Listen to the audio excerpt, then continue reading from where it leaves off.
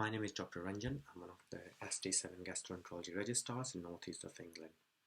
I'm going to present this poster about gastrointestinal bleeding events in patients with left ventricular assist device. This is a 10-year experience in a single tertiary center, the Freeman Hospital, which is in Newcastle. I had help from Dr. Gunn, who is a gastroenterologist in the same trust, Dr. McGowan, who is a cardiologist, and Dr. Leeds, who was a HPB physician and an endoscopist in this hospital.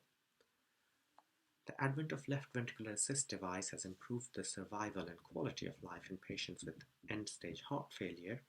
However, bleeding, especially gastrointestinal bleeding, remains one of the limitations. Very little is known about important endoscopy findings and therapy rates in such patients.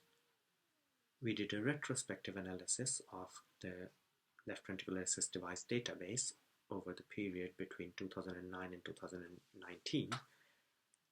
And we collected data on demographics, date of implantation, their underlying cardiac diagnosis, history of anemia, duration of implantation, and survival. Each of these patients was cross-checked on endoscopy recording software for whether they had had any procedures, when did they have it, what type of procedure it was, and what were the findings. Univariate and multivariable analysis were performed. There were 235 patients who got included in this study with a median age of 61.1 years, majority 203 being males, with a median time of implantation of 465 days. Overall, 56 of these patients, which is 23.8%, underwent gastroscopy for bleeding symptoms, but of these only 8 were therapeutic.